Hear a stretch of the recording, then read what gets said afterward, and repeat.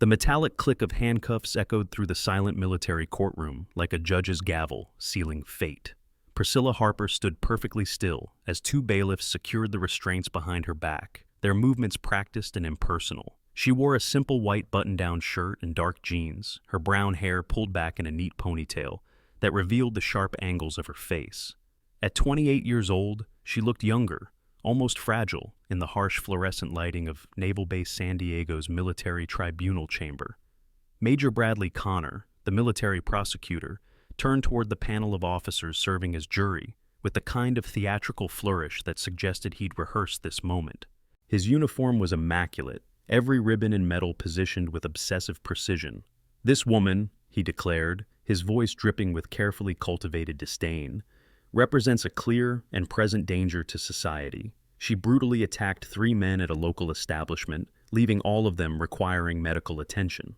The 3 victims sat in the front row of the gallery, their injuries on display like evidence in a museum of violence. Ethan Blake wore a neck brace that seemed unnecessarily dramatic for someone who had been walking and talking normally in the hallway moments before entering the courtroom. Logan Reed had his arm in a sling, though surveillance footage would later show him using both arms to open the heavy courtroom doors. Mason Cross sported a bandage across his nose, the white gauze standing out against his sun-weathered skin. Priscilla hadn't moved, hadn't reacted, hadn't even blinked as Connor painted her as an unstable veteran with uncontrolled violent tendencies. Her green eyes remained fixed on a point somewhere beyond the wall behind the judge's bench, seeing something no one else in the room could perceive. The slight rise and fall of her chest was the only indication she was more than a statue carved from flesh and determination. "The defendant," Connor continued, warming to his theme like a preacher finding his rhythm, "has refused to cooperate with this investigation. She won't explain her actions, won't provide any justification for her assault on these innocent men. This kind of silence, Your Honor, demonstrates nothing but contempt for this court and the military justice system she once swore to uphold." Judge Colonel Mason Fletcher leaned forward from his elevated position, his weathered face creased with the kind of permanent disapproval that came from 30 years of military service and too many defendants who thought they were above the law. His eyes, cold and gray as winter steel, fixed on Priscilla with obvious distaste. "Ms. Harper, do you have anything to say in your defense?" The silence that followed stretched like a taut wire, vibrating with unspoken tension. Priscilla's lips remained sealed, her expression unchanging. She stood at perfect parade rest despite the handcuffs, her feet shoulder-width apart, her spine straight as a rifle barrel. It was a small detail that Aaron Mills, a former Marine sitting in the 3rd row of the gallery, noticed immediately. Civilians didn't stand like that. Only someone with extensive military training maintained that posture under pressure. Connor seized on the silence like a prosecutor sensing blood in the water. "Your Honor, the defendant's refusal to speak speaks volumes about her guilt. She knows she has no defense for her actions. She attacked 3 civilians without provocation, using techniques that suggest military training turned toward criminal purpose." The prosecutor moved to his evidence table with practiced efficiency, pulling up security footage on the courtroom's large display screen. The grainy black and white video showed the interior of Fitzgerald's Bar, a local establishment popular with both military personnel and civilians. The timestamp read 11:43 p.m., 2 weeks prior. "Let the record show," Connor narrated as the video played, "the 3 victims entering the establishment for a quiet drink after work. They're minding their own business when the defendant arrives alone." He paused the video, pointing at Priscilla's figure entering the frame. "Notice how she scans the room. That's not casual observation, Your Honor. That's tactical assessment." What Connor didn't mention, what he perhaps didn't even notice, was how Priscilla had identified every exit, counted every potential threat, and positioned herself with clear sightlines to both the front and rear doors, all within 2 seconds of entering. It was the kind of situational awareness that took years of training in hostile environments to develop, the kind that kept you alive when death could come from any direction. The video continued, showing the 3 men approaching Priscilla at the bar. Their body language was aggressive, invasive, classic intimidation tactics that anyone watching could recognize. Ethan Blake stood too close, deliberately invading her personal space. Logan Reed positioned himself to block her exit route. Mason Cross made gestures that, even without audio, were clearly crude and unwelcome. The victims attempted to engage in friendly conversation. Connor lied smoothly, his ability to reshape reality impressive in its audacity. The defendant responded with immediate violence. The actual video showed Priscilla trying to leave peacefully 3 times. Each time, one of the men blocked her path. It wasn't until Ethan Blake grabbed her arm that she reacted. And when she did, it was with a precision that transformed 3 large men into whimpering casualties in less than 7 seconds. But Connor fast-forwarded through those crucial details, stopping only when all 3 men were on the ground. Excessive force, he pronounced with the certainty of someone who'd never been grabbed by someone twice his size in a dark bar. Disproportionate response. Criminal assault. Public defender Derek Hall finally stood, his cheap suit wrinkled, his manner suggesting he'd rather be anywhere else than defending what he clearly believed was a guilty client. Your Honor, my client, that is, Ms. Harper, He shuffled his papers nervously, dropping several sheets that scattered across the floor. As he bent to retrieve them, his comb-over flopped to one side, revealing a shiny bald spot that somehow made him look even less competent. Yes, Counselor, Judge Fletcher prompted with barely concealed irritation. My client chooses to remain silent, which is her constitutional right, Hall managed, though he said it like an apology rather than a defense. However, I would point out that the video evidence shows some indication of provocation from the alleged victims. Alleged victims? Connor pounced on the word choice with predatory satisfaction. Your Honor, we have 3 injured men, medical reports documenting their injuries, and video evidence of the assault. There's nothing alleged about their victim status. If you're watching from a military base or have family who served, type your location in the comments below. This story reveals what happens when our most elite warriors are forced to hide their true identities. Don't forget to subscribe and hit the notification bell, because what's about to unfold will completely change how you see military justice. Priscilla's fingers moved slightly behind her back, folding and refolding in a pattern that Aaron Mills recognized immediately. It was the same nervous tic he'd developed during his 3 tours in Afghanistan, the same one shared by dozens of special operators he'd known. Count to 4, breathe. Count to 4, release. Combat breathing, designed to maintain calm under extreme stress. But her face remained impassive, giving nothing away. Connor returned to his evidence table, pulling out a manila folder with the theatrical flair of a magician revealing his next trick. Your Honor, I'd like to present Ms. Harper's military record, what little of it isn't classified or mysteriously redacted. That word, mysteriously, hung in the air like an unexploded ordnance. Several people in the gallery shifted uncomfortably. Military records were redacted for reasons, usually reasons that involved operations no one was supposed to know about. But Connor, in his ambitious pursuit of conviction, bulldozed ahead without considering why someone might have classified sections in their service record. 4 years of service in the Navy, he read, his tone suggesting this was somehow shameful rather than honorable. Discharged 2 years ago under circumstances that remain unclear. Multiple deployments to locations that are conveniently classified. Training records that are, suspiciously, Your Honor, we have a pattern here of someone who operates in shadows, someone who thinks the rules don't apply to her.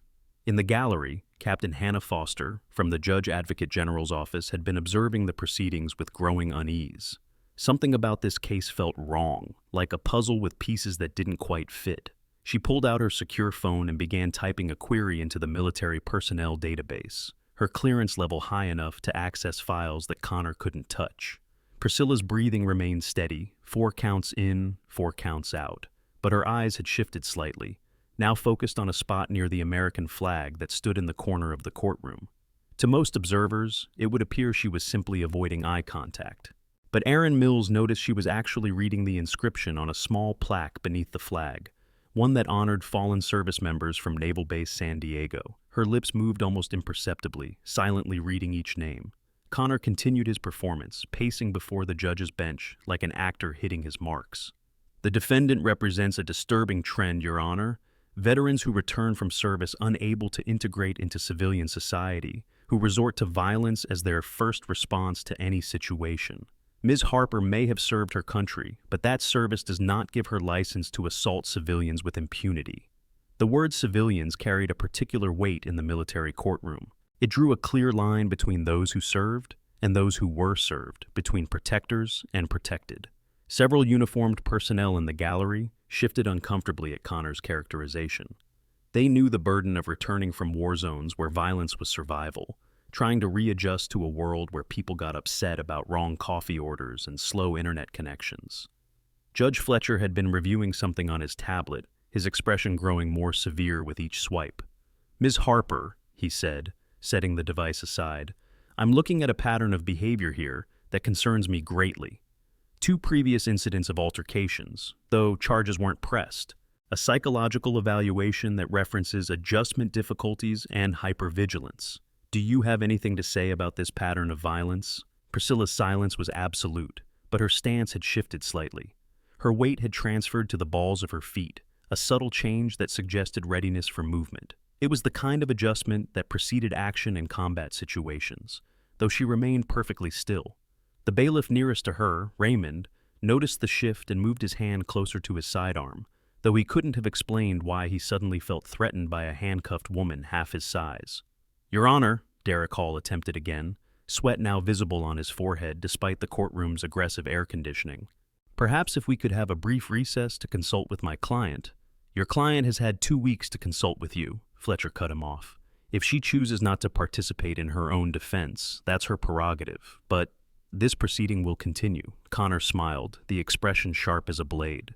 "The state requests immediate sentencing, Your Honor. Given the defendant's refusal to show remorse or even acknowledge her crimes, we recommend the maximum sentence of 5 years confinement and dishonorable discharge from inactive reserve status." Advanced tactical medical equipment, similar to what field medics carry, can mean the difference between life and death in critical situations.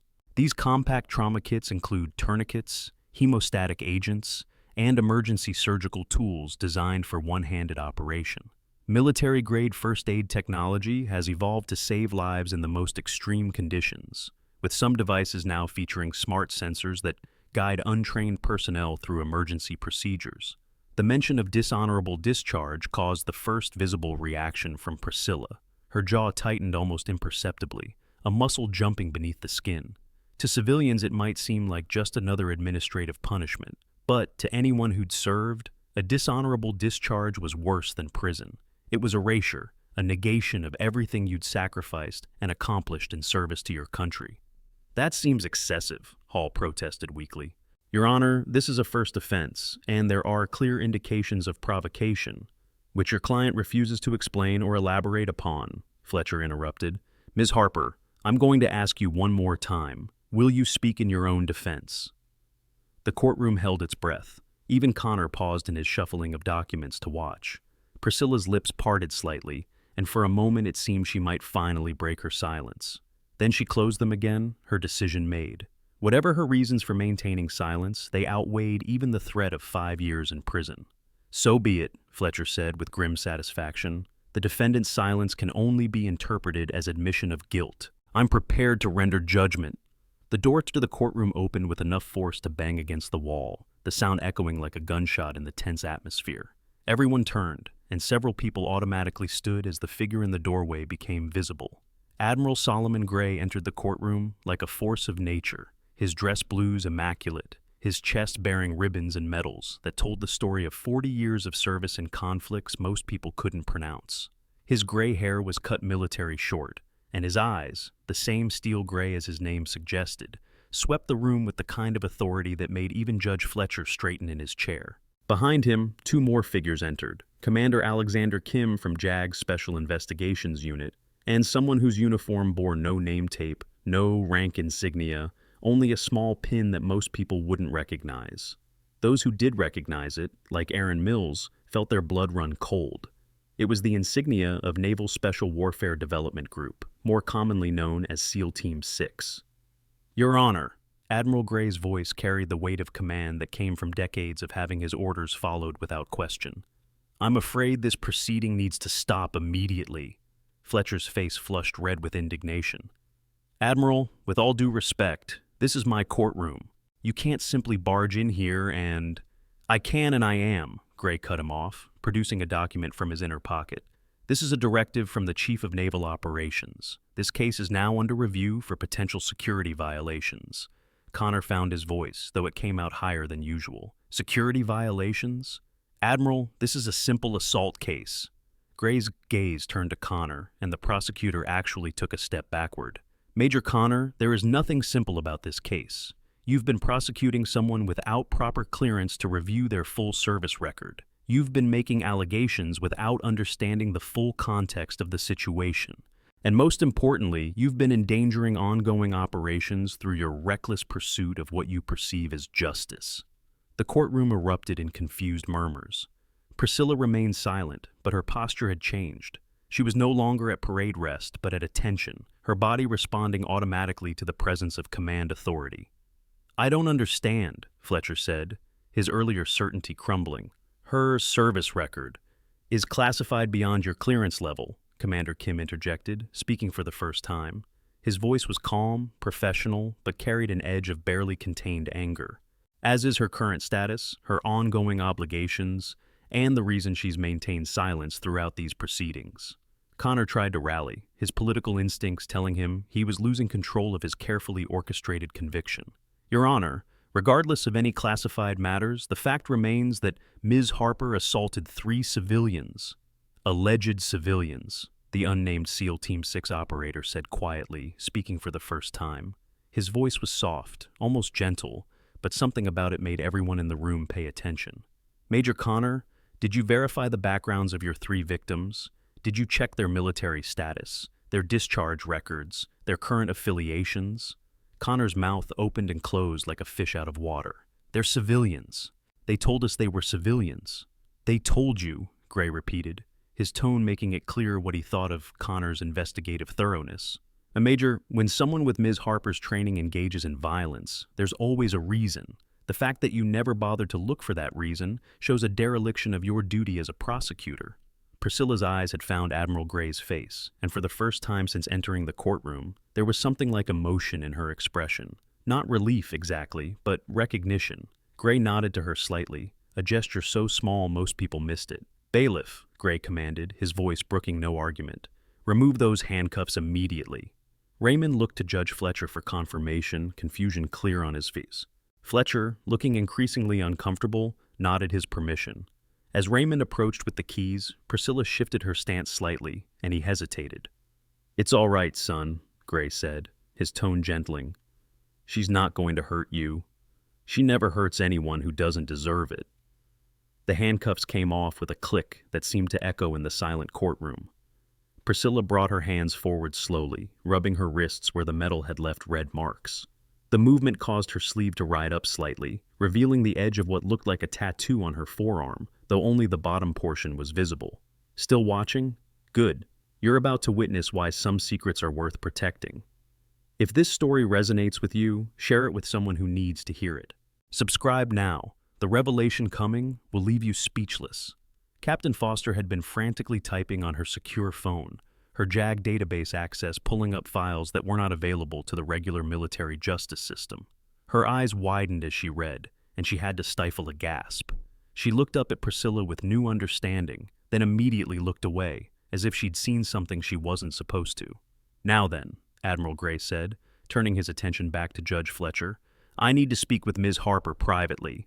This courtroom is to be cleared of all non-essential personnel." "This is highly irregular," Fletcher protested, though his voice lacked its earlier authority. "This is a military tribunal in session, which is now suspended pending review," Kim stated, producing another official document.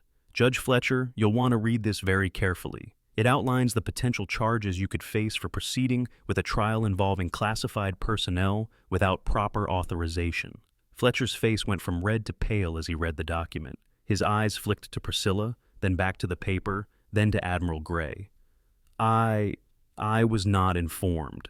The prosecution presented this as a standard assault case. Because the prosecution didn't do their due diligence," Gray said, his tone suggesting that Connor's career was about to take a significant downturn. "Major Connor, you're dismissed. Report to your commanding officer immediately. I believe he'll want to discuss your future in the JAG Corps." Connor looked like he'd been slapped. "Admiral, I was just doing my job. I was prosecuting a violent offender. You were prosecuting a hero," the SEAL Team 6 operator said quietly. "You were attempting to imprison someone who saved more American lives than you'll ever know about. And you were doing it for what? A career boost? A good performance review? The three victims had been watching the proceedings with growing alarm. Ethan Blake started to stand, perhaps thinking of slipping out quietly, but Gray's voice stopped him cold. "Mr. Blake, Mr. Reed, Mr. Cross, stay seated. We'll be speaking with you shortly about your own service records. Specifically, your dishonorable discharges and the restraining orders that should have prevented you from approaching Ms. Harper in the first place." The revelation landed like a bomb in the courtroom. The three men who'd been presented as innocent victims were suddenly revealed as something quite different. Logan Reed's face had gone white, while Mason Cross seemed to shrink in his seat. "You knew who she was," Admiral Gray continued, his voice now carrying a dangerous edge. "You sought her out specifically. You harassed her, attempting to provoke a reaction. What you didn't count on was her restraint. The fact that you're alive to sit in this courtroom is testament to her control and professionalism." Priscilla still hadn't spoken, but her stance had relaxed slightly. The unnamed SEAL operator moved to stand beside her, not touching, just present. A show of solidarity that spoke volumes to anyone who understood the bonds forged in special operations. "Clear the courtroom," Gray commanded. "Everyone except Ms. Harper, Commander Kim, and—" He looked at the SEAL operator, who shook his head slightly. "And our friend from Virginia Beach."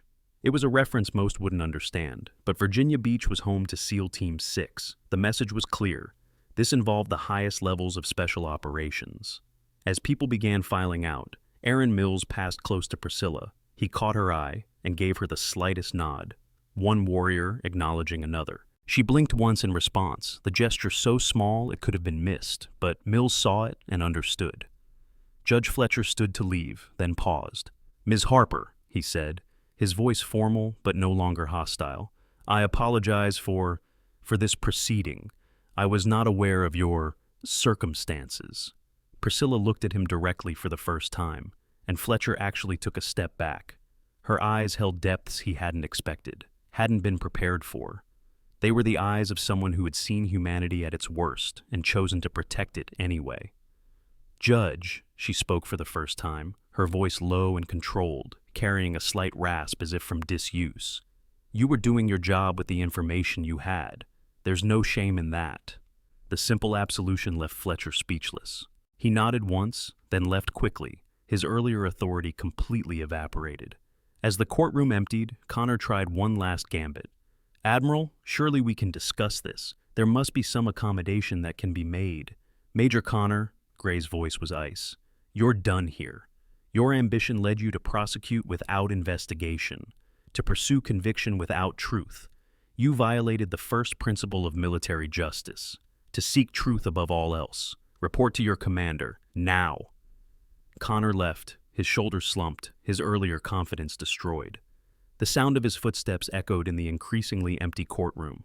Iris Chen, the reporter who'd been sitting in the back row frantically taking notes, was one of the last to leave. As she passed the defense table, she whispered to Priscilla, "I'm going to find out the truth about this. The real truth." Priscilla turned slightly to look at her. "Some truths are classified for a reason, Ms. Chen. Be careful which stones you turn over." It wasn't a threat, but a warning, delivered with the kind of matter-of-fact concern one might use to point out a dangerous step. Chen nodded, understanding that she was being given advice, not being intimidated. Finally, the courtroom was empty except for the four of them. Admiral Gray pulled out a chair and sat down heavily, the weight of command showing in the lines of his face. "Priscilla," he said, and his voice was different now, warmer, more personal. "I'm sorry it took us this long to intervene. We were monitoring the situation, but we had to wait until you could verify the three targets had made contact," Priscilla finished for him, her voice still that controlled rasp. "I understand, Admiral. It was necessary." Commander Kim opened his briefcase, pulling out a thick file marked with classification stamps that would have given most people nightmares about federal prison. "For the record," he said, though no one was recording, "we need to discuss what happens next." Veterans transitioning to civilian life often discover investment opportunities through specialized financial advisors who understand military benefits and retirement systems.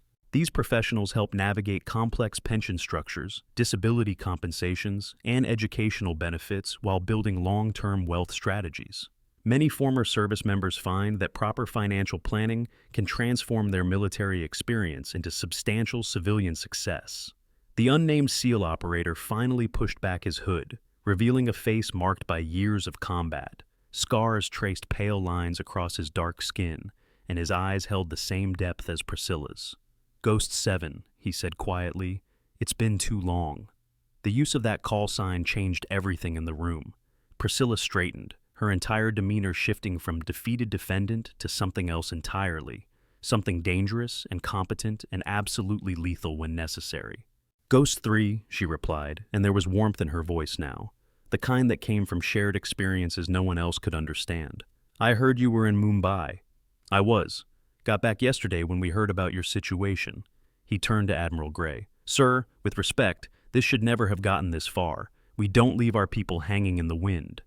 "It was necessary," Gray said, though he looked uncomfortable. "We needed to confirm that Blake, Reed, and Cross were part of the network. Priscilla was the bait." The word bait hung in the air like an accusation. Priscilla had been used, allowed to be arrested, humiliated, nearly convicted, all to draw out 3 men who were part of something larger. "The network?" Kim asked, looking between them. "Former military personnel who've been selling information about special operations to foreign interests," Ghost 3 explained. "They've been targeting operators who've left active service, thinking they're vulnerable, easier to compromise or eliminate. They picked the wrong target this time," Gray said with grim satisfaction. "Priscilla, your restraint in that bar was remarkable. You could have killed all 3 of them." "That would have been counterproductive," Priscilla said simply. "Dead men can't lead us to their handlers." Kim pulled out a tablet, showing surveillance footage from outside Fitzgerald's bar. It showed the 3 men arriving 2 hours before Priscilla, setting up cameras, preparing for what was clearly a planned encounter. "They knew you'd be there. Someone told them about your routine, your regular Tuesday night visit to Fitzgerald's." Priscilla nodded. "I noticed the surveillance the 3rd week. Decided to let it play out, see what they wanted." "And when they made their move?" Gray asked. "I defended myself with proportional force," she said, and there was the hint of a smile at the corner of her mouth. "Proportional for someone without my training, that is." Ghost 3 actually chuckled, a sound like gravel in a cement mixer. 7 seconds to neutralize 3 targets. You're getting slow in retirement." "Retirement," Priscilla repeated the word like it was foreign. "Is that what we're calling it?" Admiral Gray stood, his decision made. "Your cover is blown anyway. After today's spectacle, everyone will be looking into who you really are. We might as well put you back on active status." "Active status?" Kim looked confused. "Admiral, according to her file, she was discharged 2 years ago." "Her official file," Gray corrected. "Her actual status is complicated. Priscilla, show them." Priscilla stood and began unbuttoning her shirt. Kim started to protest, then stopped as he realized she was wearing a black tactical undershirt beneath. She rolled up her right sleeve, revealing the full tattoo that had only been partially visible before. It was a work of art and a declaration of war all at once. The seal trident was prominently displayed, but it was surrounded by other symbols: a skull wearing a ghillie suit, crosshairs centered on a star, and beneath it all, the words Ghost 7 in letters that seemed to shimmer as the light hit them. But it was the numbers below that made Kim's breath catch. 73-0-200. 73 confirmed kills, Gray explained quietly. 0 failures, 200 lives saved. The most successful female sniper in SEAL history. The truth is about to surface in ways no one expected. If you believe our warriors deserve respect, hit that like button right now. Subscribe to see how one woman's sacrifice changes everything in this courtroom. "You're Ghost 7, Kim breathed, the words carrying a weight of recognition. "You're the one from Kandahar, the impossible shot, the 13-hour overwatch. You're the one who doesn't exist," Priscilla finished for him. "Who was never there, who never took those shots, who never saved those Marines." The weight of classified operations, of secrets that could never be told, of heroism that would never be acknowledged publicly, filled the room like smoke. This was the burden of operators like Priscilla, to be ghosts, to save lives and take lives and never receive recognition, never be thanked, never even be acknowledged as existing. But Blake and his friends somehow knew, Ghost 3 said, bringing them back to the immediate problem. Someone leaked your identity, your location, your patterns. Someone inside. Gray's face darkened. We have suspects, but no proof. That's why we needed this operation, as distasteful as it was. When Blake grabbed you in that bar, did he say anything? Priscilla's eyes went distant, remembering. He said, "We know who you are, we know what you did, and we know who wants to know more about it." Foreign intelligence, Kim said immediately. They were trying to flip you or eliminate you. Eliminate was more likely, Priscilla said matter-of-factly. I don't flip. The door to the courtroom opened suddenly, and everyone tensed. But it was Captain Foster from JAG, holding her secure phone. "Admiral, I'm sorry to interrupt, but there's been a development. Blake is trying to make a call from the detention area. The number he's dialing traces to a burner phone, but the location services show it's here on base." Grace stood immediately. "The handler is here, on this base, right now." Ghost 3 was already moving, his hand going to a concealed weapon none of them had realized he was carrying. "Security protocols? Locked down as of now," Gray commanded. "No one leaves this base. Foster, get security to monitor all exit points. Kim, I need you to—" A sound cut through his orders. It was Priscilla's phone, buzzing with an incoming text. She looked at it, and her face went very still. "What is it?" Gray demanded. She turned the phone so they could see. The message was simple. "Ghost 3 is next. Mumbai was just the beginning." Ghost 3's expression didn't change, but his hand tightened on his weapon. "They know I'm here. They know we're together." "It's a trap," Kim said immediately. "They wanted this to happen. The trial, the intervention, all of it. They wanted to gather you together." Priscilla was already moving, her body language shifting from casual to combat-ready in an instant. "Admiral, we need to evacuate, now. This courtroom is a kill box." Gray didn't question her assessment. Years of combat experience had taught him to trust the instincts of operators like Priscilla. "Move. Everyone move. Now." They headed for the door, but Priscilla suddenly stopped, holding up a closed fist in the universal military signal for halt. Everyone froze. "What is it?" Gray whispered. She pointed to the doorframe. There, barely visible unless you knew what to look for, was a thin wire running along the seal. "Tripwire. The door is rigged." "Since when?" Ghost 3 asked, his voice professional, assessing. "Since we cleared the courtroom," Priscilla said. "Someone was in here while we were talking. Someone with access." The implications were chilling. Someone inside the military, someone with high-level access, was working with the network, trying to eliminate American special operators. Kim pulled out his phone. "I'm calling EOD." "No time," Priscilla said. She was studying the wire, following its path with her eyes. "It's a simple trigger, probably connected to a claymore or similar anti-personnel device on the other side of the door." "Can you disarm it?" Gray asked. "Not disarm," she said, "but I can redirect it." She pulled out a small multi-tool from her pocket, the kind of thing that looked innocuous but could be deadly in the right hands. "I need everyone to move to the back corner of the room, behind the judge's bench. The blast will be directed forward when I trigger it." "When you trigger it?" Kim protested. "Shouldn't we try to—" "Whoever set this is watching," Ghost 3 interrupted, understanding immediately. "They know we've found it. If we don't trigger it soon, they'll remote detonate."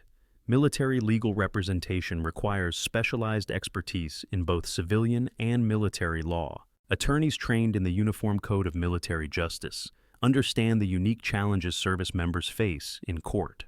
These legal professionals navigate complex jurisdictional issues between military tribunals and civilian courts, ensuring veterans receive proper representation regardless of where charges are filed. The group moved quickly to the indicated corner. Priscilla worked with steady hands, redirecting the wire, creating a new trigger point that would send the blast away from their position. Her fingers moved with the kind of precision that came from disarming much more complex devices under much worse conditions. "Ready?" she asked, not looking back. "Do it," Gray commanded. Priscilla pulled the wire. The explosion was deafening in the enclosed space. The door blew inward, sending fragments of wood and metal across the courtroom. The judge's bench, solid oak that had stood for 50 years, took the brunt of the blast, splintering into thousands of pieces. Smoke filled the air, and the fire suppression system activated, drenching everything in water. Through the smoke and chaos, figures appeared in the doorway, 3 of them, wearing tactical gear and carrying automatic weapons.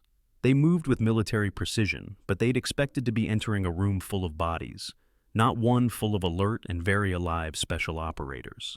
Priscilla moved first. She crossed the distance to the nearest attacker in 2 seconds, her hand striking his throat before he could bring his weapon to bear. He dropped, gasping, and she took his rifle in one smooth motion, already turning to engage the second target. Ghost 3 was right beside her, his movements economical and lethal. The second attacker went down with a broken arm, his weapon clattering across the wet floor. The third attacker, seeing his companions down, tried to retreat, but Admiral Gray, despite his age, showed why he'd earned his rank through combat promotion. He threw a chair with surprising accuracy, tangling the man's legs and sending him tumbling. In less than 10 seconds, 3 armed attackers were neutralized. Priscilla stood over them, the captured rifle held with easy competence, water from the sprinklers running down her face. She looked like something out of a war movie, except this was real, and the violence had been precise, controlled, and absolutely necessary. "Clear," she announced, her voice carrying the calm professionalism of someone for whom combat was Tuesday. Ghost 3 checked the hallway. "More coming. I count at least 6, moving up from the basement." "Security should be responding," Kim said. But even as he spoke, they could hear gunfire from elsewhere in the building. "They're hitting multiple targets. This isn't just about us. It's about all of us," Priscilla said with sudden realization. "Every Ghost operator on the West Coast is probably being hit right now. This is a coordinated strike." Gray was already on his phone, barking orders. "This is Admiral Gray. Authorization Tango 77. Lock down all Special Operations personnel immediately. We have a coordinated attack in progress." Through the destroyed doorway, they could see more attackers approaching, but now base security was responding as well. The gunfire intensified, the sound of automatic weapons mixing with the sharp crack of precision rifles. "We need to move," Ghost 3 said. "We're sitting ducks here." "Negative," Priscilla countered. "This is the most defensible position. We hold here, let security push them to us." It was the right tactical decision, but it meant waiting while others fought and potentially died. The weight of command, of choosing to let others take risks, showed on Gray's face. "I should be out there," he said. "Your job is to survive and coordinate," Priscilla told him bluntly. "Our job is to keep you alive to do it. That's how this works." The gunfire was getting closer. Through the smoke, they could see muzzle flashes in the hallway. Someone screamed, the sound cutting off abruptly. "Friendly coming in," a voice called, and Captain Foster stumbled through the doorway, blood running from a gash on her forehead. They hit the JAG offices. They're targeting anyone connected to the Ghost program.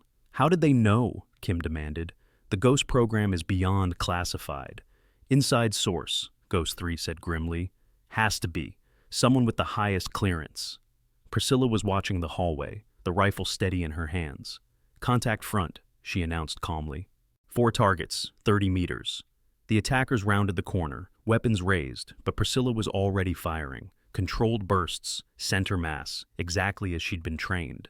2 went down immediately. The third ducked back behind cover. The fourth tried to advance and took a round in the shoulder from Ghost 3, spinning him around and dropping him. "Frag out!" someone yelled, and a grenade came bouncing down the hallway toward them. Priscilla didn't hesitate. She dropped the center rifle, sprinted forward, and kicked the grenade back the way it had come. It exploded in midair, the blast channeled by the hallway walls away from them, but devastating to anyone around the corner. "Show off," Ghost 3 muttered, but there was admiration in his voice. "Practical application of physics," Priscilla replied, retrieving her rifle. The gunfire suddenly stopped. The silence was almost more unnerving than the combat had been. They waited, weapons ready, breathing controlled, every sense straining for signs of threat. "Admiral Gray, this is base security," a voice called. "Building is secure. Repeat, building is secure." "Authenticate," Gray demanded. "Authentication code Whiskey 79er. Colonel Patterson sends his regards and requests immediate sit rep." Gray relaxed slightly.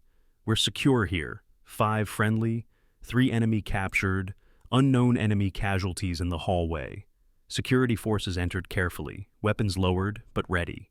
They looked at the destruction in the courtroom, at Priscilla standing there with a rifle she'd taken from an attacker, water still dripping from the sprinklers, and their expressions showed a mixture of respect and something close to awe.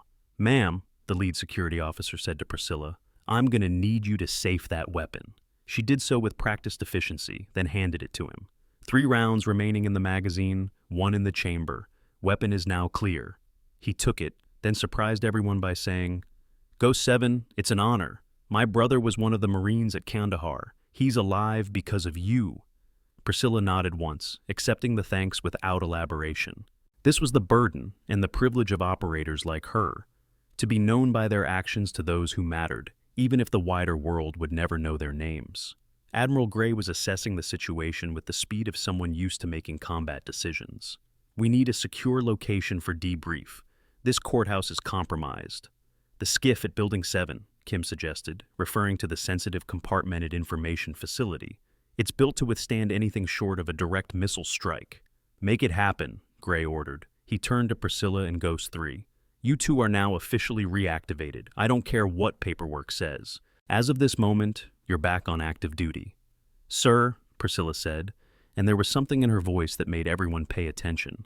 The message said Mumbai was just the beginning. If they have Ghost 3's location from Mumbai, they have the entire operation. Every ghost, every mission, every identity.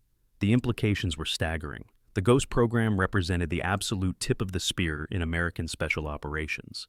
If that information was compromised— "How many ghosts are there?" Kim asked. Gray and Ghost 3 exchanged looks, but it was Priscilla who answered. "That's classified beyond your level, Commander. But enough that if they're all compromised, we're looking at the biggest intelligence failure in American military history. What you've just witnessed is only the beginning. Tomorrow's story reveals another hidden warrior's journey. Subscribe and click the notification bell so you don't miss what happens when true authority enters the room." The base sirens were wailing now, a general alert that meant total lockdown. No one in or out until the threat was fully assessed. In the distance, helicopters were rising, their rotors beating against the morning air like war drums.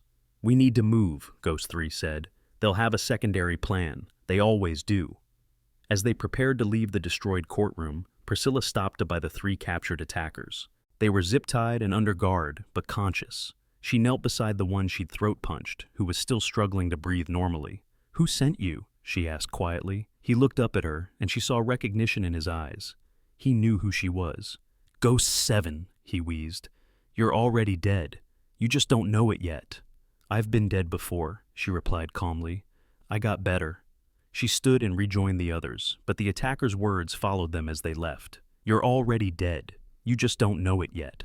The skiff at Building 7 was a fortress within a fortress, its walls lined with copper mesh to prevent electronic surveillance, its doors sealed with biometric locks that required both retinal scans and DNA verification.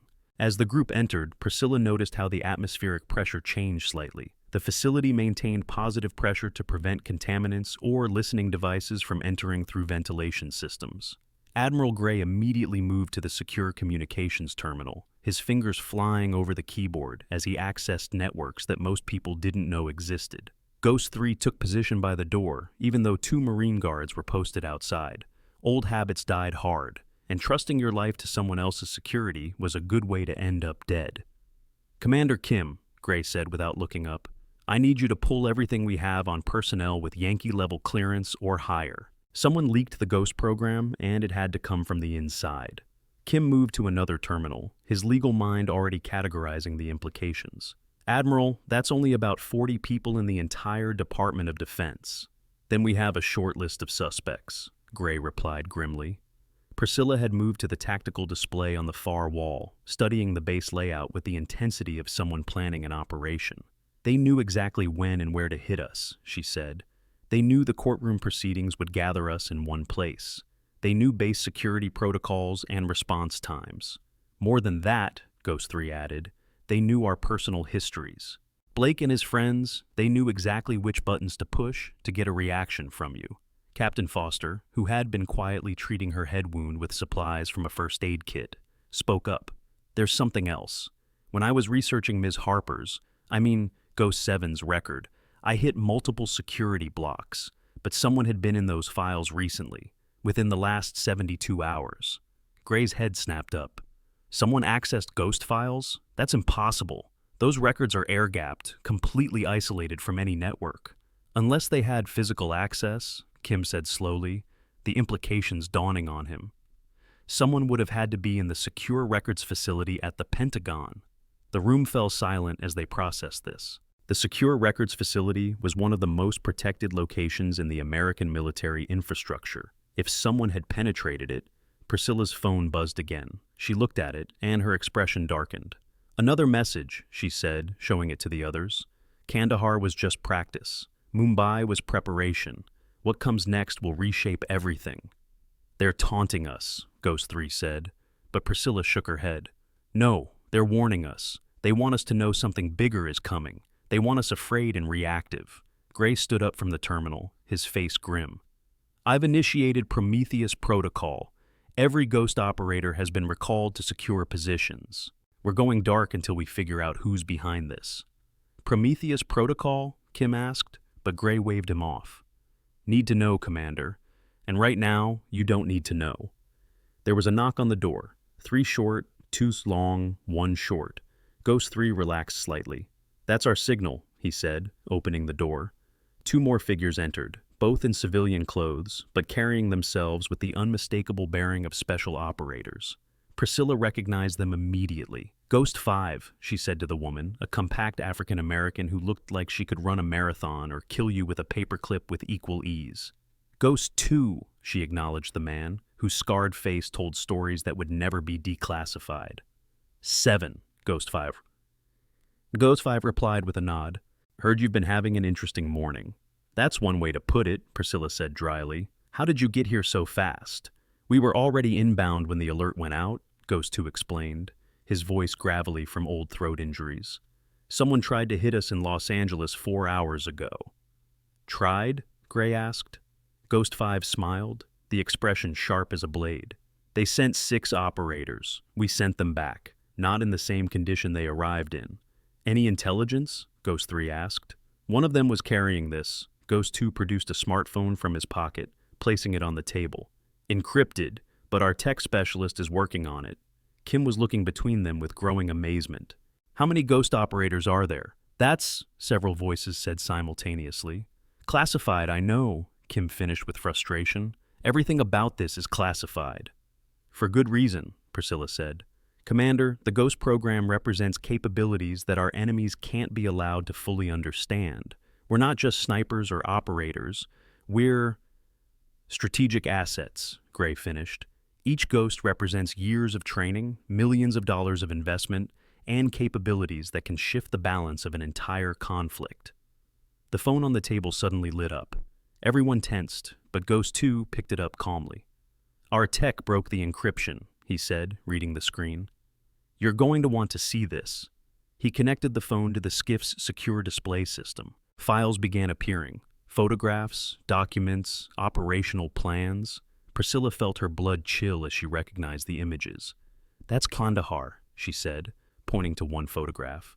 That's the building where I held Overwatch for 13 hours. And that's Mumbai, Ghost 3 added, indicating another image. The exact position where I eliminated the terrorist commander. They have everything, Ghost 5 breathed. Every operation, every position, every kill. Gray was already on the secure phone, his voice urgent. This is Admiral Gray. Authorization Zulu 99. I need immediate connection to the Joint Chiefs. We have a Category 1 intelligence breach.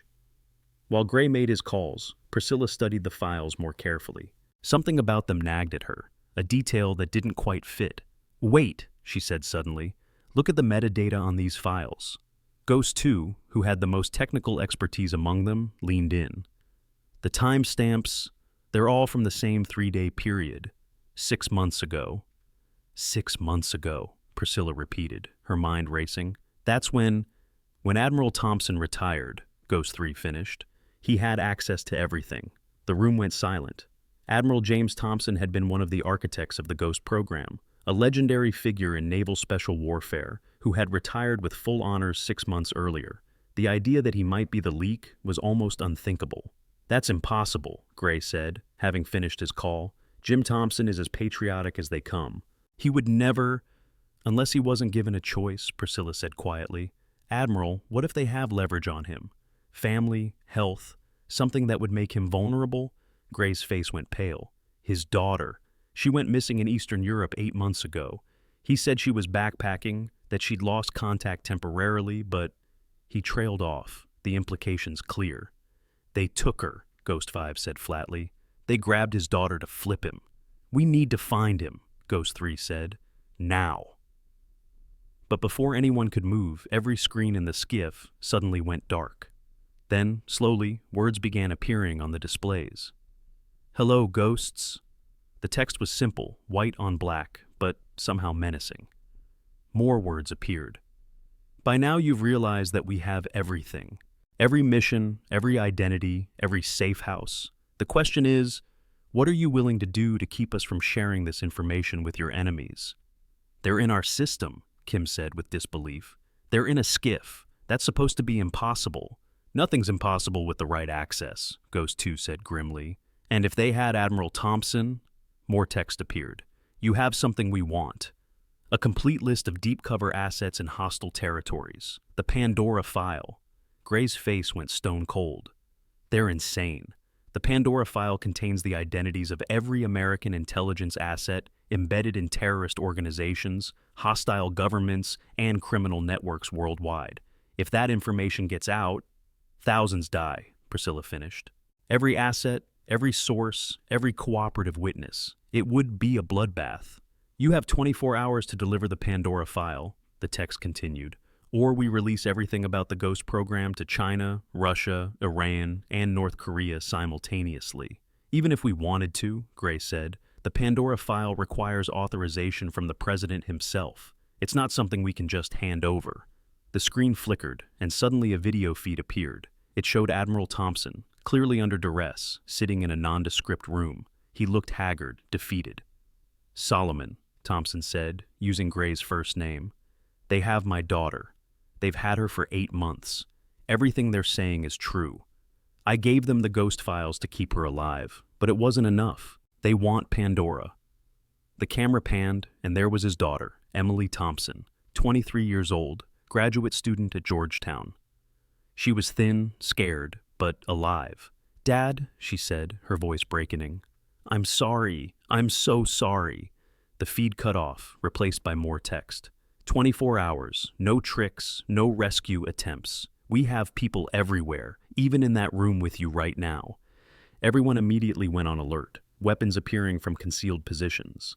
They looked at each other with sudden suspicion, the trust that had existed moments before evaporating like morning mist.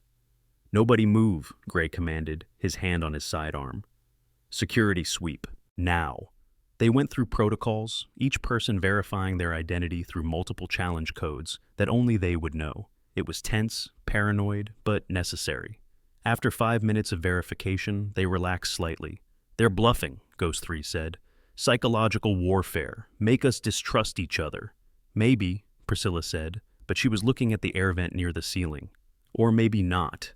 She grabbed a chair and stood on it, reaching up to the vent. Her fingers found something, and she pulled out a small device no bigger than a coin.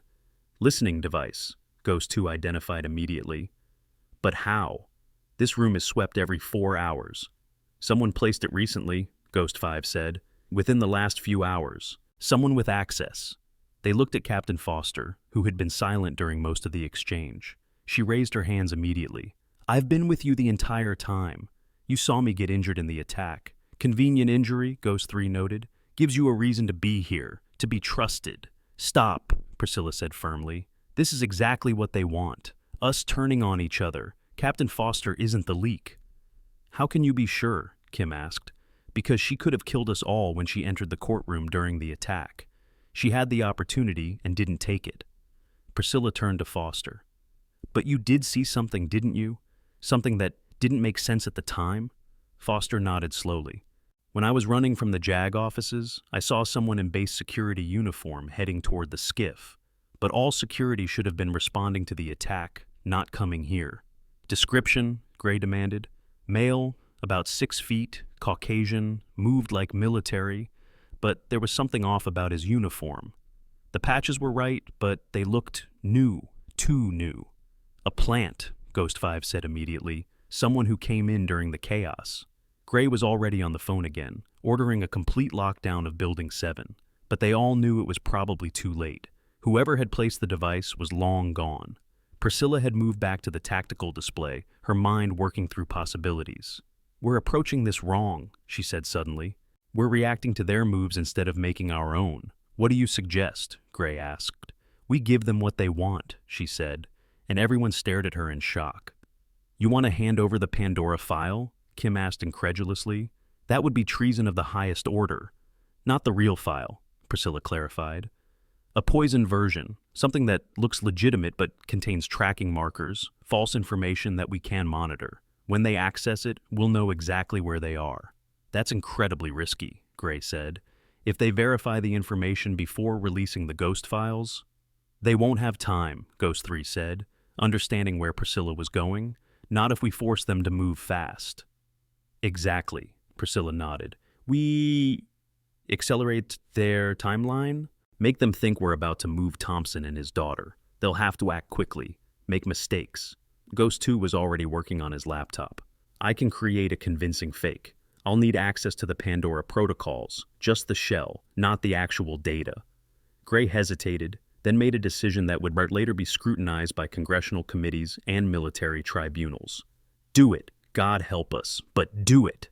As Ghost 2 worked, Priscilla pulled Gray aside. Admiral, there's something else. The three men from the bar, Blake, Reed, and Cross. They're still the key to this. They're in detention, Gray said. Security has them isolated. I need to talk to them, Priscilla said. Alone. Gray studied her face. You think they know more than they've said? I think they know exactly who's running this operation. They just don't know that they know.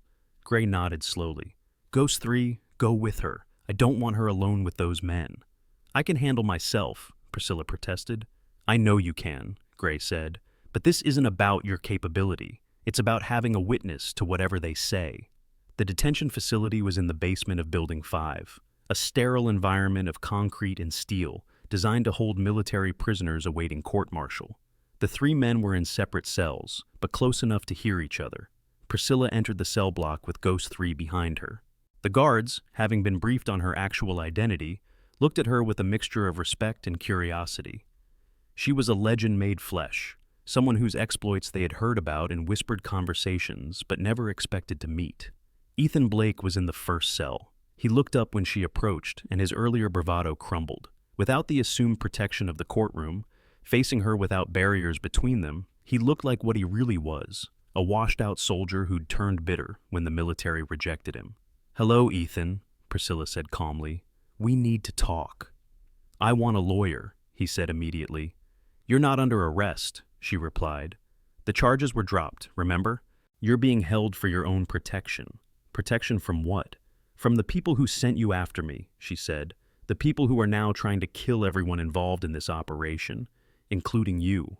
Blake's face paled. That's not... They said it was just intelligence gathering. They said no one would get hurt. They lied, Ghost 3 said bluntly. They've already tried to kill us once today. You think they're going to leave loose ends like you three alive?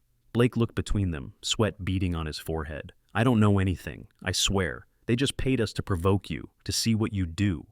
Who's they? Priscilla asked. I don't know names. Everything was through encrypted messages and dead drops. The money would just appear in our accounts. But you met someone, Priscilla pressed. Someone had to recruit you initially. Blake hesitated, then nodded. There was a woman.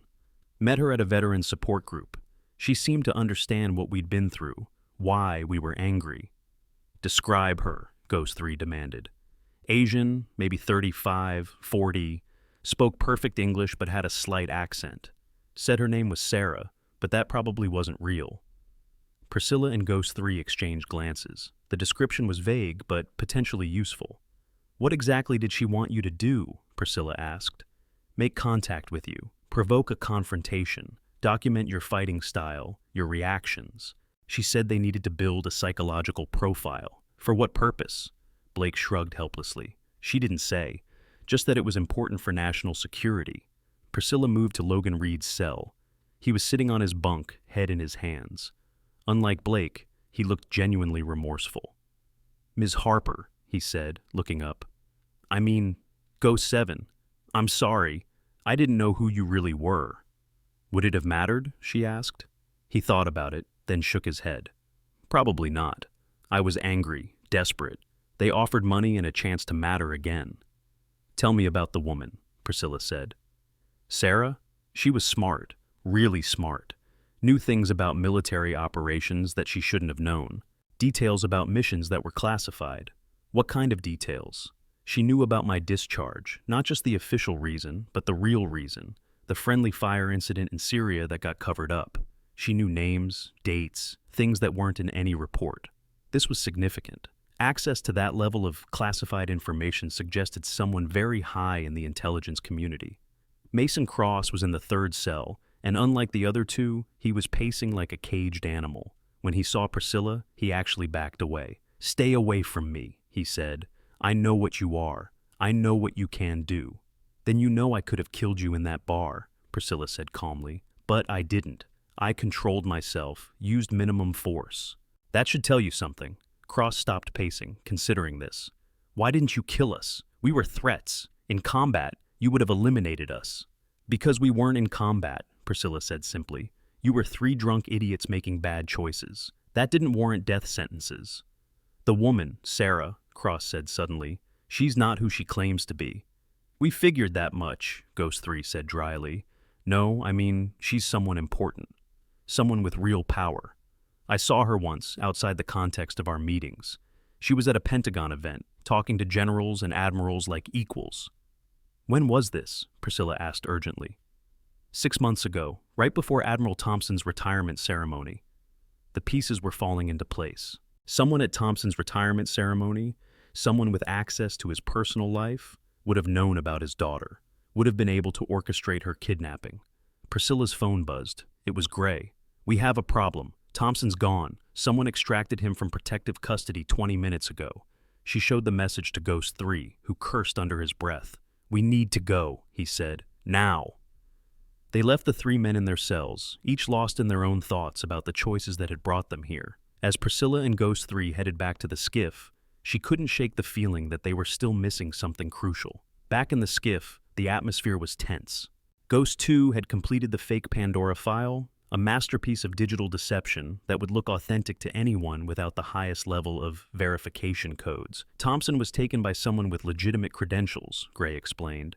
They had transfer orders that looked completely authentic. By the time we realized they were fake, he was gone. "Inside help again," Ghost 5 said with frustration. "How deep does this go?" Kim had been working on something at his terminal. "Admiral, I've been tracking financial patterns associated with the Ghost program. There's something here you need to see." He brought up a complex web of financial transactions on the main display. 6 months ago, right around Thompson's retirement, there were several large transfers from DoD black budget accounts. They were authorized at the highest levels, but the destination accounts are ghosts themselves. They don't really exist. "How much?" Gray asked. $50 million, Kim said. "Enough to fund a significant operation. Or to buy a lot of loyalty," Ghost 3 added grimly. Priscilla was studying the financial web when something caught her eye. "Wait, that routing number. I've seen it before." She pulled out her phone, scrolling through photos until she found what she was looking for. "Here, this was in Blake's wallet when we detained him. A bank deposit slip with the same routing number. So whoever paid Blake and his friends also received money from these black budget transfers," Gray said. "This isn't just about the Ghost program. Someone's been embezzling DoD funds to finance this operation. The question is, who has that kind of access?" Ghost 2 asked. Before anyone could answer, the screens flickered again. New text appeared. "Time's up. You've been very busy, but not busy enough. New deadline, 1 hour. Deliver the Pandora File, or we release everything." "They know we're on to them," Ghost 5 said. "They're accelerating." Gray made a command decision. "We play their game. Ghost 2, prepare to transmit the fake file. But first, we need to make it look like we're legitimately accessing Pandora." He moved to the secure terminal, entering a series of codes that Priscilla had never seen before. The screen changed, displaying warnings about classified information and federal prosecution. Gray continued typing, his fingers moving with practiced precision. "Admiral, what are you doing?" Kim asked nervously. "Making this look real," Gray replied. "I'm actually accessing the Pandora protocol, but only the outer shell. Anyone monitoring our systems will see legitimate access attempts." It was a dangerous game. Actually accessing Pandora, even partially, could trigger automatic security responses that would lock down the entire base and alert the highest levels of government. "Sir," Priscilla said quietly, "let me do it." Everyone looked at her. "My clearance is different from yours," she explained. "Ghost operators have special access protocols for emergency situations. If this goes wrong, it's better that it's on me than on you." Gray hesitated, then stepped aside. Priscilla moved to the terminal, her fingers dancing across the keyboard. She entered codes she'd memorized but never used, protocols designed for situations where ghost operators needed emergency access to classified intelligence. The system responded, recognizing her biometrics, her access codes, her very keystroke patterns. Screens began populating with information that most people would never see, the true scope of American intelligence operations worldwide. "Don't look at the actual data," Priscilla warned the others. "Just seeing it without authorization is a federal crime." She navigated through layers of security, each one more complex than the last. Finally, she reached the Pandora protocol itself. The screen displayed a simple prompt: "Authorization required. This action will be logged and reviewed." Priscilla typed, "Ghost 7, emergency authorization, threat level alpha." The system accepted it. She now had access to the most sensitive intelligence database in American history. With a few keystrokes, she could expose every spy, asset, every operation worldwide. Instead, she uploaded Ghost 2's fake file into a parallel partition, making it look like the real Pandora File to anyone without the highest verification protocols. "It's done," she said, stepping back from the terminal. "The fake is in place. Now we transmit," Gray said. He opened a communication channel using the protocols the attackers had provided. "This is Admiral Gray. We're prepared to transmit, but we need proof of life for Thompson and his daughter first." The response came quickly, another video feed. Thompson and Emily were both visible, still in the same room, but looking more haggard. Thompson held up today's newspaper, proving the video was current. "Satisfied?" came a synthesized voice over the feed. "Now transmit." Ghost 2 initiated the transfer, the fake Pandora file streaming through encrypted channels to an unknown destination. Hidden within its code were tracking algorithms that would activate once the file was opened, revealing the location of whoever received it. "Transfer complete," Ghost 2 announced. They waited. 1 minute, 2, 5, then Ghost 2's tracking program activated. "I've got them," he exclaimed. "The file's being accessed from... That's impossible." "Where?" Gray demanded. "Here, on this base, Building 9. Building 9 was the base commander's residence. Everyone stood simultaneously, the implications staggering. The base commander, General Patricia Williams, was one of the most decorated officers in the Marine Corps. The idea that she could be involved. "We need to move now," Gray said. "Full tactical approach. Ghost operators only." "I'm coming too," Kim protested, but Gray shut him down. "No. You and Captain Foster stay here. Monitor communications. If we don't report back in 30 minutes, alert the Pentagon." Priscilla, Ghost 2, Ghost 3, and Ghost 5 geared up quickly, checking weapons and communications equipment. As they prepared to leave, Priscilla turned to Gray. "Admiral, if General Williams is involved, this goes higher than we thought. She has connections throughout the military and intelligence communities." "I know," Gray said grimly. "That's why we have to stop this now, before it spreads further." They moved through the base using service tunnels and maintenance corridors, avoiding main thoroughfares where they might be spotted. The storm that had been threatening all day finally broke, rain hammering down in sheets that reduced visibility to mere meters. Building 9 stood apart from the other structures, a 2-story colonial-style house that seemed incongruous on a military base. The lights were on, and through the windows they could see movement. "Multiple heat signatures," Ghost 2 reported, studying his thermal scanner. "At least 8 people inside." "Security detail," Ghost 3 suggested. "Or hostile operators," Ghost 5 countered. Priscilla was studying the building's layout on her tactical display.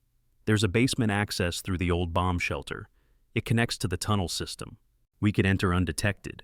They moved to the concealed entrance, Ghost 3 picking the lock with practiced ease.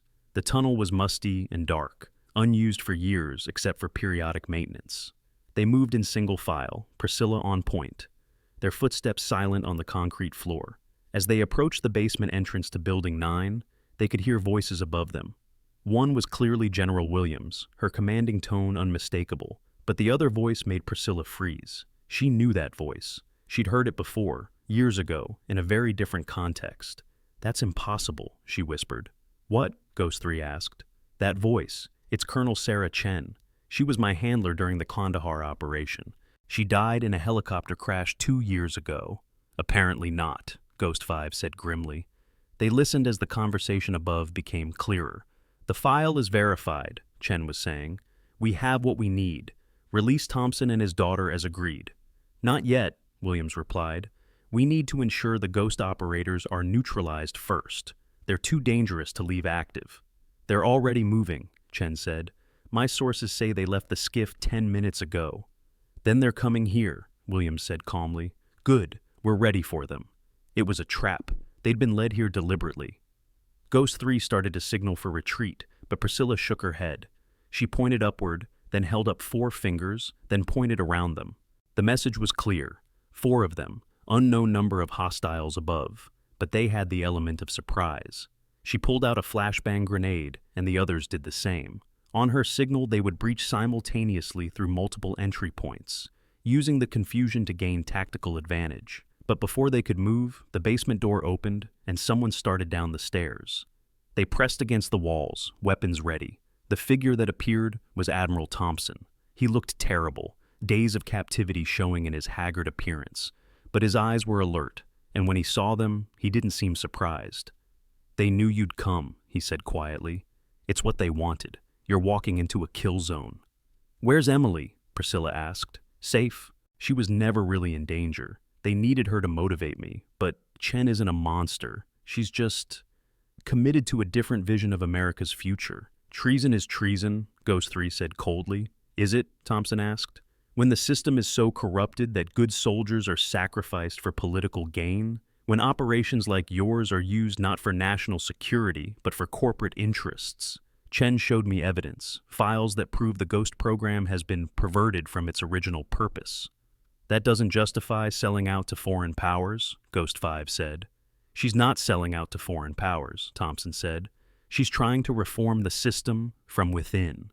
The money, the operations, it's all about exposing the corruption and forcing change." "By threatening to expose every American intelligence asset worldwide?" Priscilla asked. "That's not reform, that's mass murder." Thompson's face crumpled. I know. It went too far. That's why I'm here, why I came down. To warn you. Chen has 6 operators upstairs, all former special forces. Williams has her security detail, but they're not in on it. They think this is a legitimate meeting. "So we have Chen, Williams, and 6 hostiles," Ghost 2 calculated, plus unknown security who might engage us by mistake. "There's a way," Thompson said. "Chen expects you to breach from below, but there's an old dumbwaiter that goes from the basement to the 2nd floor. One person could get behind them while the others create a distraction." Priscilla was already moving toward the dumbwaiter. It was small, barely large enough for one person, but she'd fit through tighter spaces. "I'll go," she said. "Give me 3 minutes to get in position, then breach." 7, Ghost 3 started to protest, but she was already climbing into the dumbwaiter. The ascent was claustrophobic and slow. The old cables creaked with her weight, and she had to stop twice when voices got too close to the shaft. Finally, she reached the 2nd floor, carefully opening the access panel. She was in what appeared to be a study. Through the door, she could hear Chen giving orders to her team, positioning them for the expected breach from below. Priscilla checked her weapon, then eased the door open. The hallway was clear. She moved silently toward the main stairs, where she could hear the concentration of voices. Looking down through the banister, she could see the tactical situation clearly. Chen stood in the center of the room, looking exactly as she had 2 years ago, mid-40s, professional, alert. General Williams was seated at a desk, apparently reviewing something on a laptop. 6 operators in tactical gear were positioned at windows and doorways, weapons ready. Priscilla keyed her radio with 3 quick clicks, the signal that she was in position. The breach from below was explosive and coordinated. Flashbangs detonated simultaneously as Ghost 3, Ghost 2, and Ghost 5 burst through multiple entry points. The room erupted in controlled chaos. Chen's operators reacted with professional speed, but they were oriented wrong, expecting threats from below, not above. Priscilla engaged from the stairs, her shots precise and non-lethal, shoulder wounds that took fighters out of action without killing them. Ghost 3 engaged 2 operators near the kitchen entrance, his close-quarters combat skills overwhelming them in seconds. Ghost 5 had flanked through the dining room, catching another operator by surprise. Ghost 2 provided covering fire, his shots carefully aimed to suppress without hitting the confused security detail. "Nobody move!" Williams shouted, but her authority had evaporated. Her own security detail, realizing something was very wrong, had stepped back, weapons lowered but ready. In less than 30 seconds, it was over. 6 operators were down, wounded but alive. Chen stood with her hands raised, looking more disappointed than afraid. "Hello, Priscilla," she said calmly. "I wondered if it would be you." "Colonel," Priscilla replied, keeping her weapon trained on her former handler. "You're supposed to be dead." "A necessary fiction," Chen said. "My death allowed me to work outside the system to try to fix it." "By betraying everything you swore to protect?" Ghost 3 demanded. Chen's expression hardened. "I betrayed nothing. The system betrayed us. How many good soldiers have died for lies? How many operations have we run that served corporate interests instead of national security? The Ghost program itself has been corrupted, used for assassinations that have nothing to do with protecting America." "That's not true," Priscilla said, though doubt crept into her voice. "Isn't it?" Chen pulled out a flash drive from her pocket, moving slowly to show she wasn't reaching for a weapon. "This contains the real files, Priscilla. Every Ghost operation for the last 5 years. Look at them objectively. See how many were really about national security versus economic interests." Gray's voice crackled over the radio. "Status report." "Situation contained," Ghost 3 reported. 6 hostiles neutralized, 2 primaries in custody. Thompson, secure and cooperating. Bring them all back. We'll sort this out properly. As they prepared to move the prisoners, Chen spoke again. "Priscilla, there's something you need to know. Kandahar wasn't what you were told." Priscilla froze. Kandahar was her defining moment, the operation that had made her reputation. "The target you eliminated wasn't a terrorist leader," Chen continued. "He was a negotiator, trying to arrange a ceasefire. His death extended the conflict by 2 years. Thousands died because of that shot." "You're lying," Priscilla said, but her voice lacked conviction. "The files are all there," Chen said, indicating the flash drive.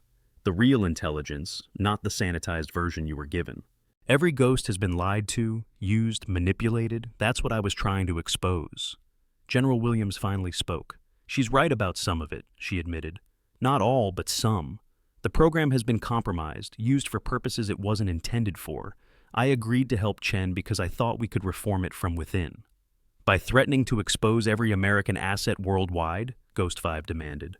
"That was never real," Williams said. "The Pandora File threat was a bluff to force the Pentagon to act, to investigate the corruption. We never intended to actually release anything." "Tell that to the operators who died in today's attack," Ghost 3 said coldly. Chen's expression shifted.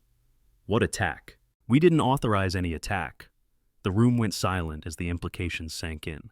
"If you didn't order the attack on the courthouse," Priscilla said slowly, "then who did?" Before anyone could answer, Ghost 2's equipment started beeping urgently. "We've got a problem," he said. "The tracking program I embedded in the fake Pandora file, it's been accessed from a second location." "Where?" Priscilla demanded.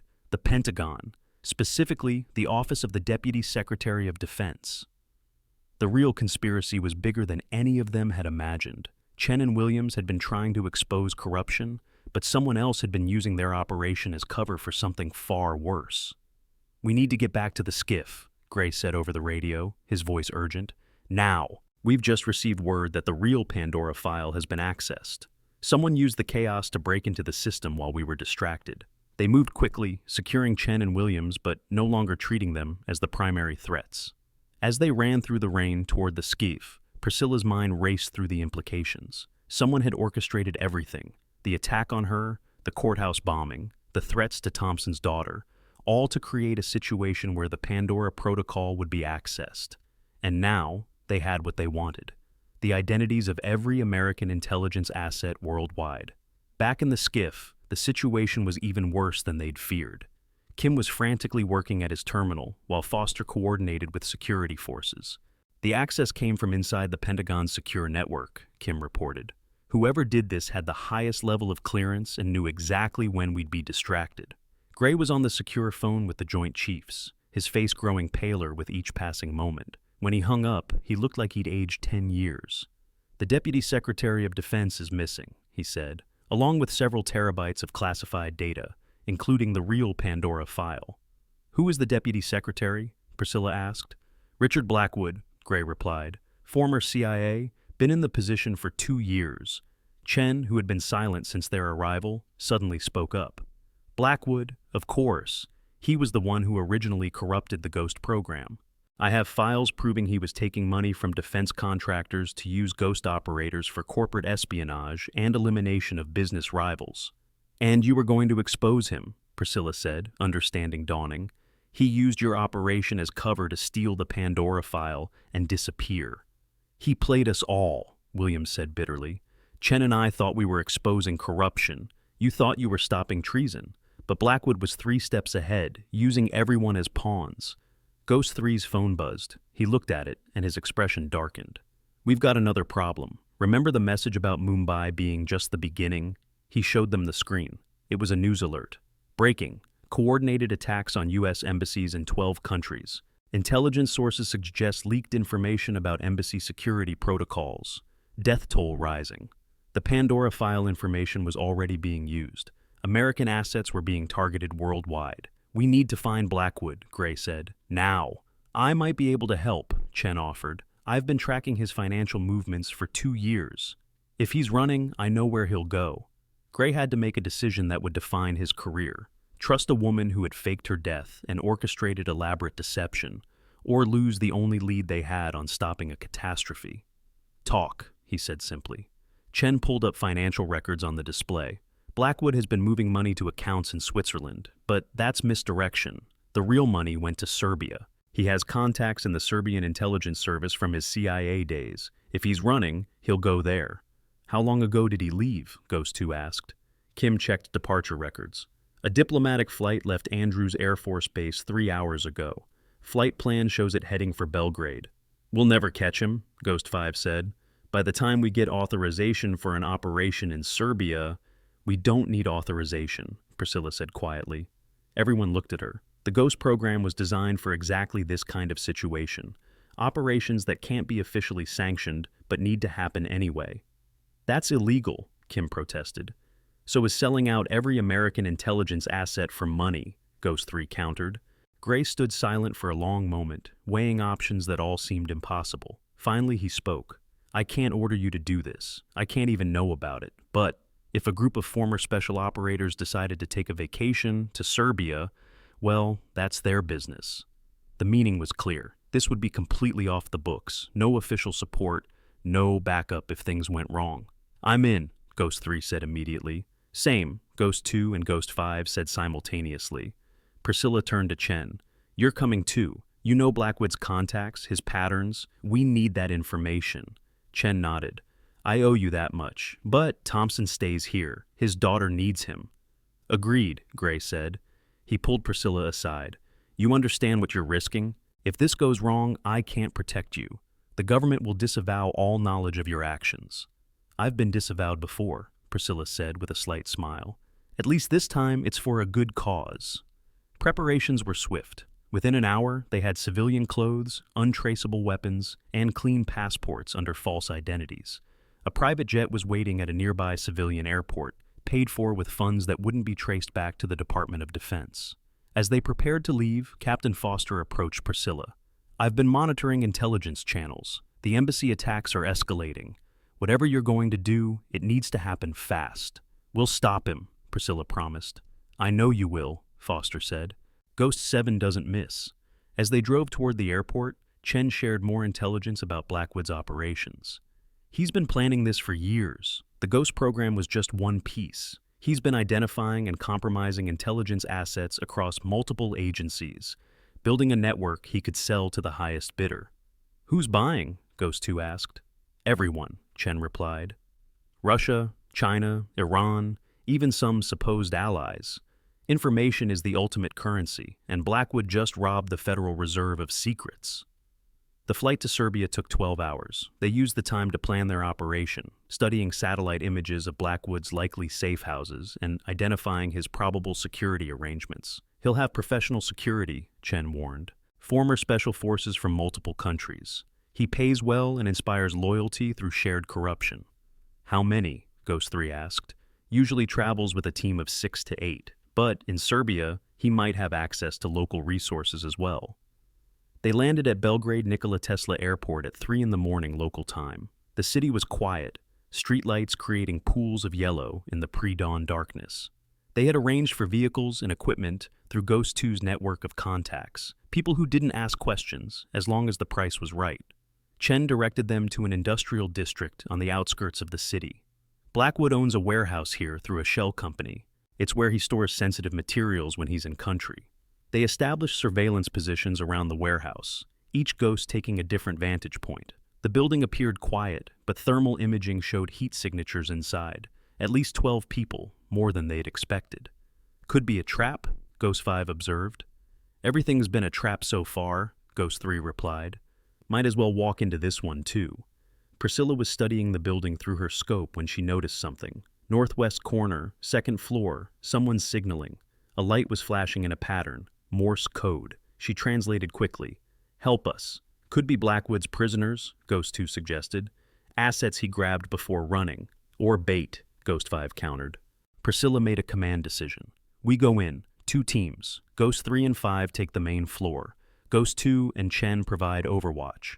I'll take the second floor. Check on that signal. You're not going alone, Ghost 3 protested. I'm the quietest, Priscilla said simply. If it's a trap, I have the best chance of detecting it before it springs.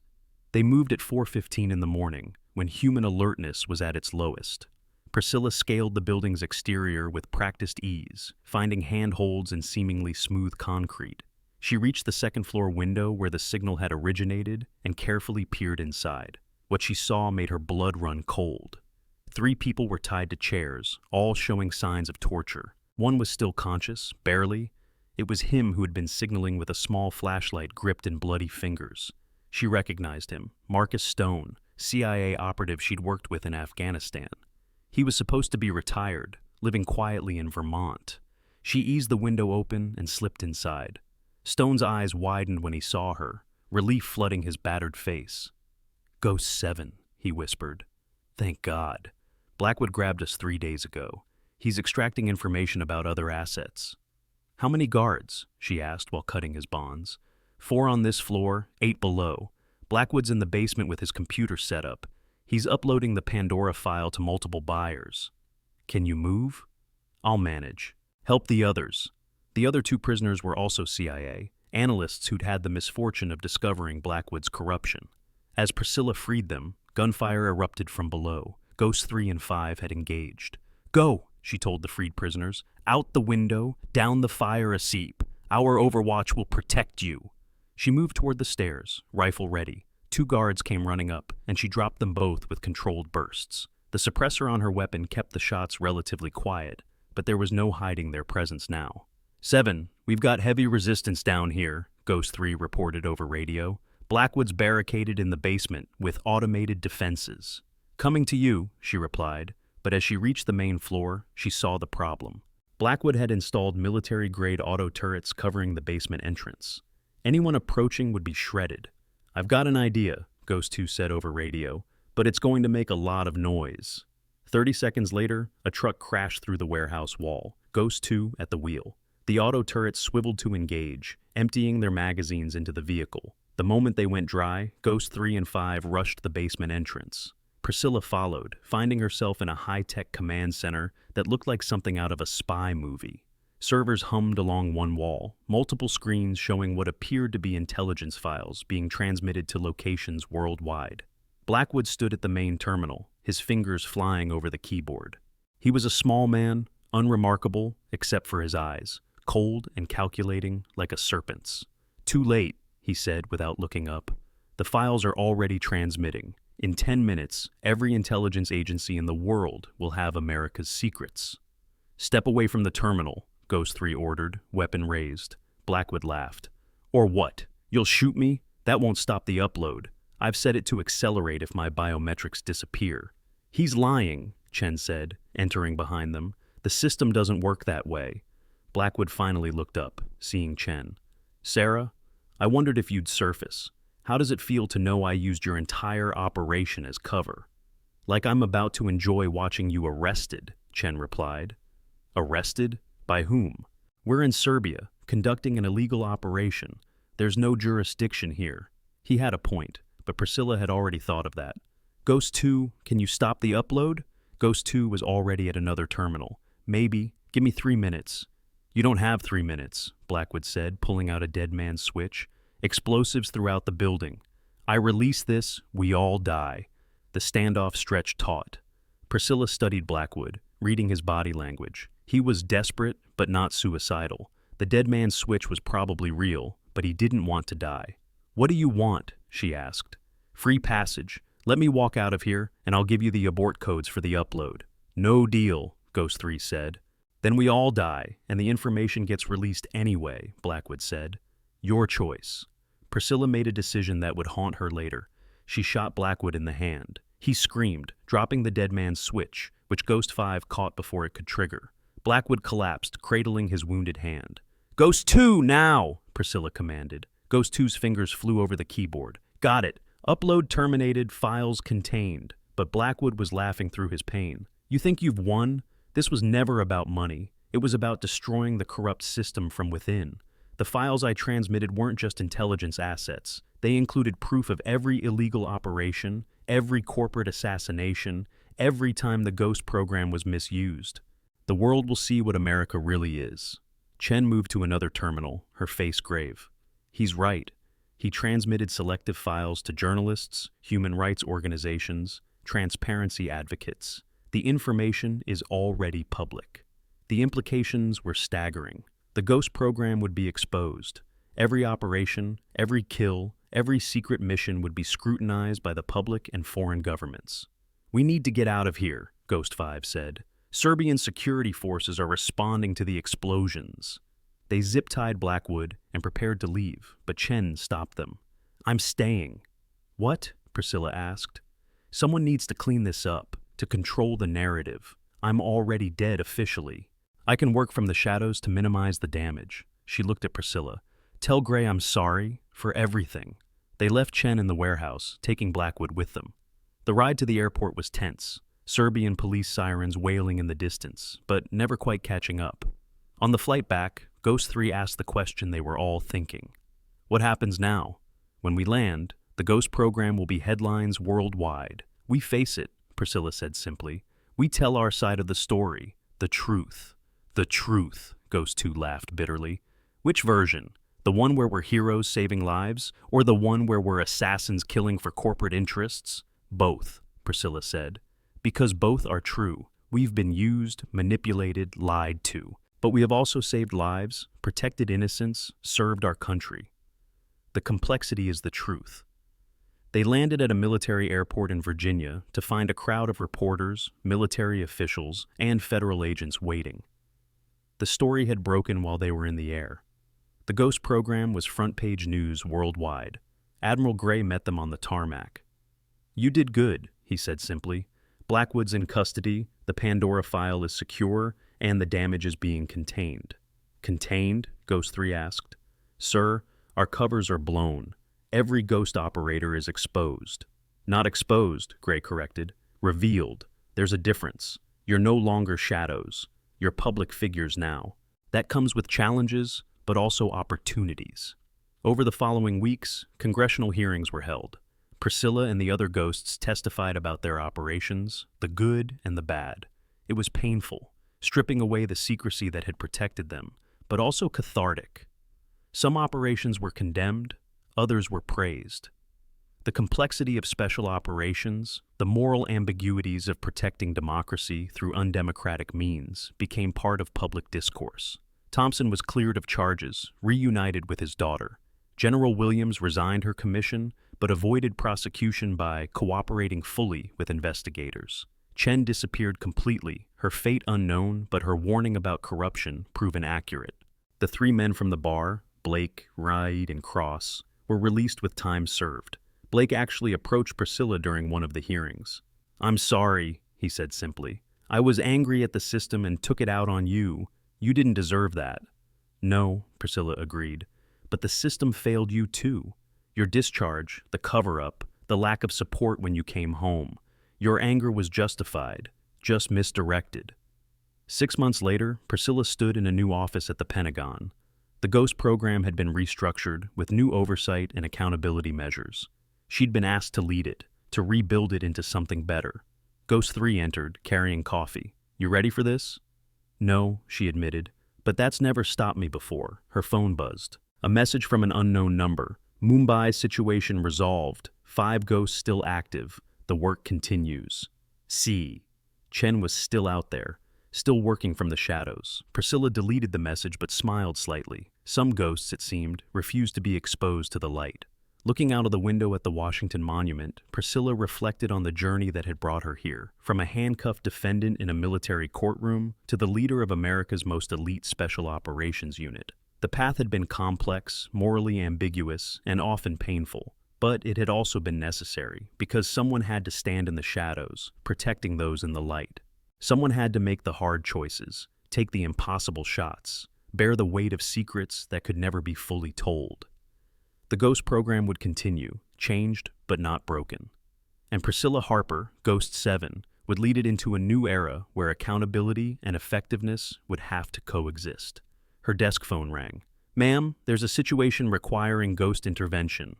"Send me the details," she said, already shifting into operational mode. Some things, it seemed, never changed. America still needed its ghosts. And Ghost 7 never missed. The story of the handcuffed SEAL sniper had become legend, told in military bars and training facilities. But the real story, the complex truth of service and sacrifice, of loyalty and betrayal, of justice and necessity, that story continued every day in rooms most people would never see, making decisions most people would never have to face. Priscilla picked up the mission file, studying the details of a new threat. In the margins, someone had written, "Ghost 7 requested specifically." She smiled. It was good to be needed, even better to be trusted, and best of all to know that despite everything, the mission continued, because that's what ghosts do. They persist, they endure, they protect, and they never, ever miss.